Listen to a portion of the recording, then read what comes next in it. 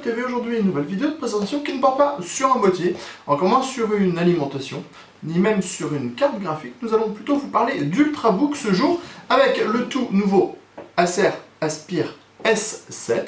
Dernière création de la marque, Ultrabook nouvelle génération, puisqu'avec dalle tactile, un modèle 13,3 pouces, en Core i5 avec dalle tactile, donc Full HD, dalle tactile Full HD, c'est plutôt bien, 4 Go de mémoire et enfin 128 Go de SSD. On vous propose de découvrir tout ça ensemble sur le Code TV.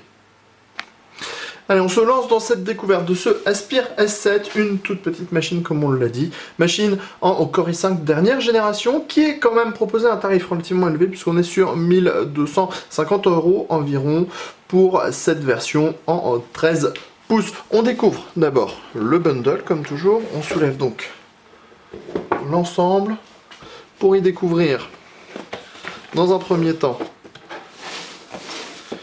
une petite housse de transport, plutôt classe, de quoi transporter avec style votre Ultrabook. On trouve ensuite quelques notices. L'Ultrabook en lui-même, sur lequel on ne va pas trop s'attarder, on garde la surprise pour après. On a ensuite différents petits compartiments qui cachent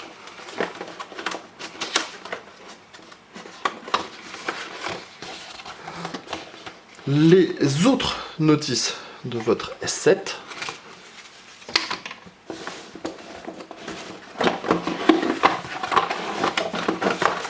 Le système de chargeur avec son cordon et son alimentation.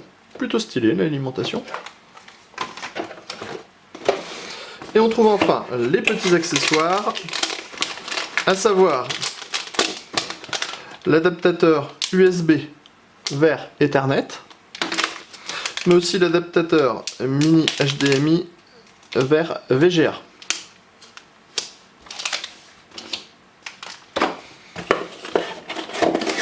Enfin, on a, et ça c'est toujours appréciable aussi,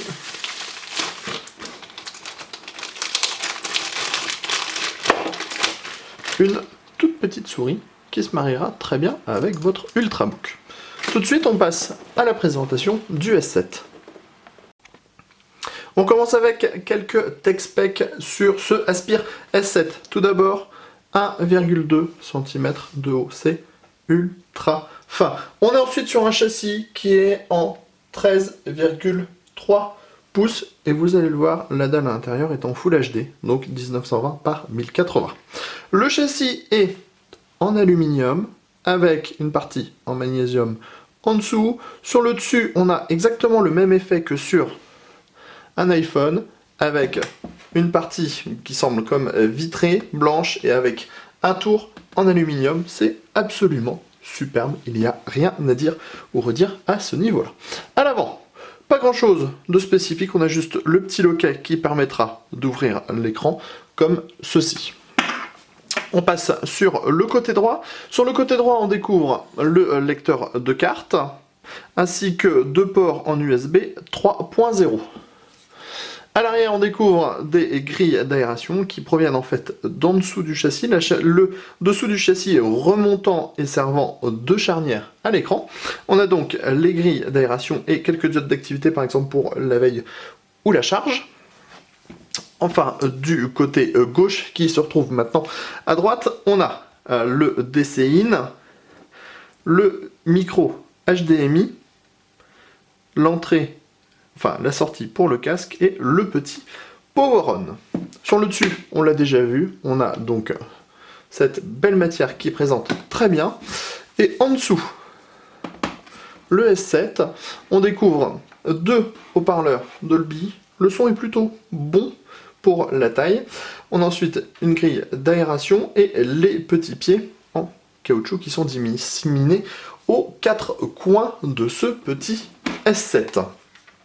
On passe tout de suite sous l'écran pour découvrir cet Ultrabook un peu plus en détail. Voilà maintenant au-dessus le S7 ouvert. On le voit, on a Une partie entièrement en aluminium avec le touchpad qui est plutôt de grande taille, on le voit par rapport au doigt. On a un clavier de type Chic LED, lui aussi en aluminium, avec un rétroéclairage qui est entre le blanc et le vert, un petit peu turquoise. C'est assez joli, c'est très fun.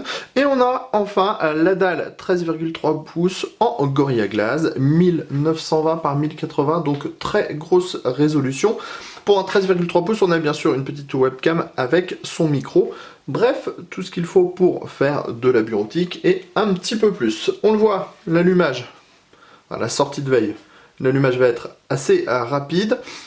La dalle présente vraiment une très belle image. Et bien sûr, quand on est sous Windows 8, on est sur quelque chose qui est entièrement tactile.